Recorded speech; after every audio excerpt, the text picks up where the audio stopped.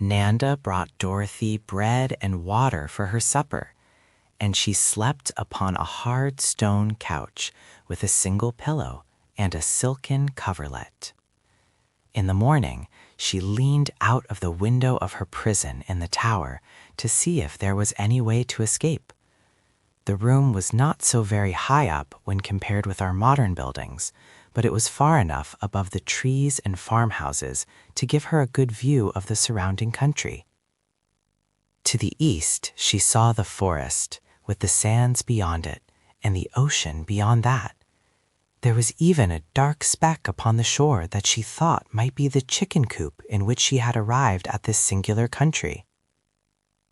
Then she looked to the north, and saw a deep but narrow valley lying between two rocky mountains, and a third mountain that shut off the valley at the further end.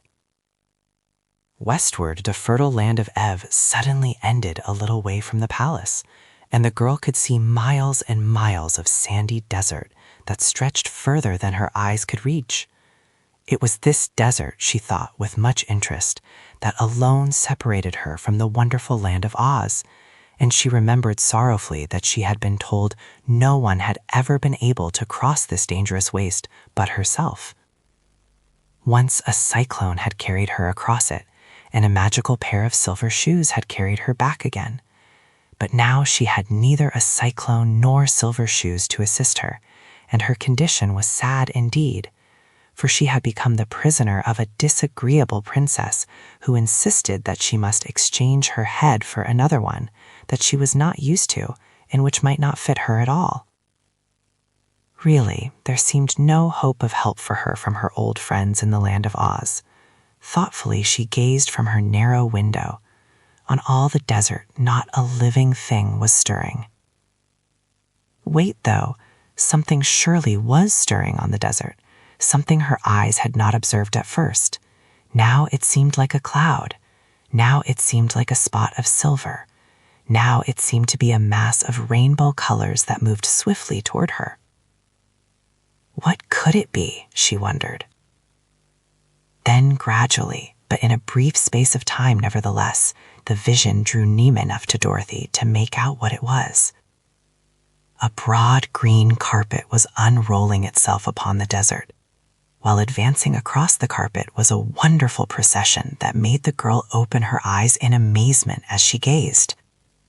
First came a magnificent golden chariot, drawn by a great lion and an immense tiger, who stood shoulder to shoulder and trotted along as gracefully as a well-matched team of thoroughbred horses. And standing upright within the chariot was a beautiful girl, clothed in flowing robes of silver gauze, and wearing a jeweled diadem upon her dainty head. She held in one hand the satin ribbons that guided her astonishing team, and in the other an ivory wand that separated at the top into two prongs, the prongs being tipped by the letters O and Z, made of glistening diamonds set closely together. The girl seemed neither older nor larger than Dorothy herself, and at once the prisoner in the tower guessed that the lovely driver of the chariot must be that Ozma of Oz, of whom she had so lately heard from TikTok. Following close behind the chariot, Dorothy saw her old friend the Scarecrow, riding calmly astride a wooden sawhorse, which pranced and trotted as naturally as any meat horse could have done. And then came Nick Chopper, the Tin Woodman, with his funnel-shaped cap tipped carelessly over his left ear, his gleaming axe over his right shoulder, and his whole body sparkling as brightly as it had ever done in the old days when first she knew him. The Tin Woodman was on foot, marching at the head of a company of 27 soldiers, of whom some were lean and some fat, some short and some tall, but all the 27 were dressed in handsome uniforms of various designs and colors, no two being alike in any respect. Behind the soldiers, the green carpet rolled itself up again, so that there was always just enough of it for the procession to walk upon, in order that their feet might not come in contact with the deadly, life-destroying sands of the desert. Dorothy knew at once it was a magic carpet she beheld, and her heart beat high with hope and joy as she realized she was soon to be rescued and allowed to greet her dearly beloved friends of Oz, the Scarecrow, the Tin Woodman, and the Cowardly Lion. Indeed, the girl felt herself as good as rescued as soon as she recognized those in the procession, for she well knew the courage and loyalty of her old comrades, and also believed that any others who came from their marvelous country would prove to be pleasant and reliable acquaintances. As soon as the last bit of desert was passed, and all the procession from the beautiful and dainty Ozma to the last soldier had reached the grassy meadows of the land of Ev, the magic carpet rolled itself together and entirely disappeared. Then the chariot driver turned her lion and tiger into a broad roadway leading up to the palace, and the others followed, while Dorothy still gazed from her tower window in eager excitement. They came quite close to the front door of the palace and then halted, the Scarecrow dismounting from his sawhorse to approach the sign fastened to the door, that he might read what it said. Dorothy, just above him, could keep silent no longer. "Here I am," she shouted as loudly as she could. "Here's Dorothy." "Dorothy who?" asked the Scarecrow, tipping his head to look upward until he nearly lost his balance and tumbled over backward. "Dorothy Gale, of course, your friend from Kansas," she answered. "Why, hello, Dorothy," said the Scarecrow. "What in the world are you doing up there?" "Nothing," she called down, "because there's nothing to do. Save me, my friend, save me." "You seem to be quite safe now," replied the Scarecrow. "But I'm a prisoner. I'm locked in so that I can't get out," she pleaded. "That's all right," said the Scarecrow. "You might be worse off, little Dorothy. Just consider the matter. You can't get drowned or be run over by a wheeler or fall out of an apple tree. Some folks would think they were lucky to be up there." "Well, I don't," declared the girl, "and I want to get down immediately and see you and the Tin Woodman and the Cowardly Lion." "Very well," said the Scarecrow, nodding. "It shall be just as you say, little friend. Who locked you up?" "The Princess Languideer, who is a horrid creature," she answered.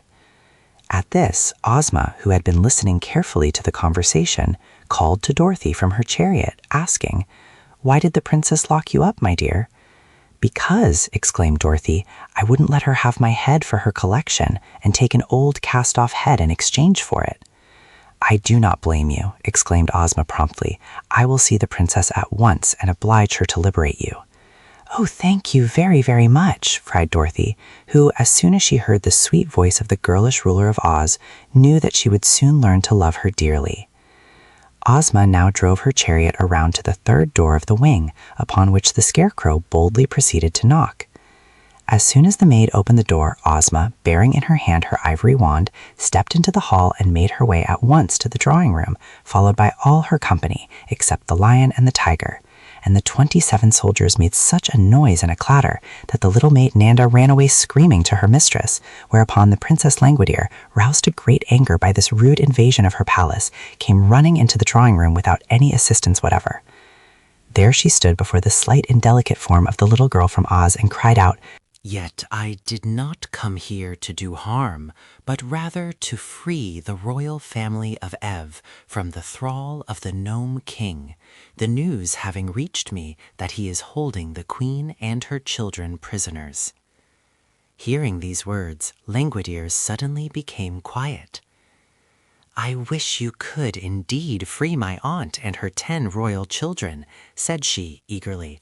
"For if they were restored to their proper forms and station, they could rule the kingdom of Ev themselves, and that would save me a lot of worry and trouble. At present, there are at least 10 minutes every day that I must devote to affairs of state, and I would like to be able to spend my whole time in admiring my beautiful heads." "Then we will presently discuss this matter," said Ozma, "and try to find a way to liberate your aunt and cousins. But first, you must liberate another prisoner, the little girl you have locked up in your tower." "Of course," said Languideer readily. "I had forgotten all about her. That was yesterday, you know, and a princess cannot be expected to remember today what she did yesterday. Come with me, and I will release the prisoner at once." So Ozma followed her, and they passed up the stairs that led to the room in the tower. While they were gone, Ozma's followers remained in the drawing room, and the Scarecrow was leaning against a form that he had mistaken for a copper statue when a harsh, metallic voice said suddenly in his ear, "Get off my foot, please. You are scratching my polish." "Oh, excuse me," he replied, hastily drawing back. "Are you alive?" "No," said Tick-Tock. "I am only a machine, but I can think and speak and act when I am properly wound up. Just now my action is run down, and Dorothy has the key to it." "That's all right," replied the Scarecrow. "Dorothy will soon be free, and then she'll attend to your works. But it must be a great misfortune not to be alive. I'm sorry for you." "Why?" asked Tick-Tock. "Because you have no brains, as I have," said the Scarecrow. "Oh, yes, I have," returned Tick-Tock. "I am fitted with Smith & Tinker's improved combination steel brains. They are what make me think. What sort of brains are you fitted with?" "I don't know," admitted the Scarecrow. "They were given to me by the great Wizard of Oz, and I didn't get a chance to examine them before he put them in. But they work splendidly, and my conscience is very active. Have you a conscience?" "No," said Tick-Tock.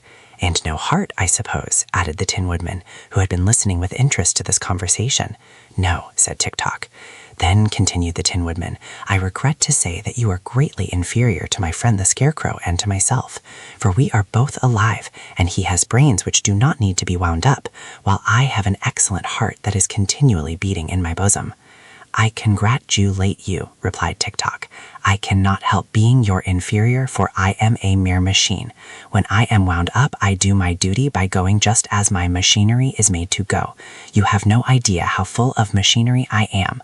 "I can guess," said the Scarecrow, looking at the Machine Man curiously. "Someday I'd like to take you apart and see just how you are made." "Do not do that, I beg of you," said Tick-Tock, "for you could not put me together again, and my usefulness would be destroyed." "Oh, are you useful?" asked the Scarecrow, surprised.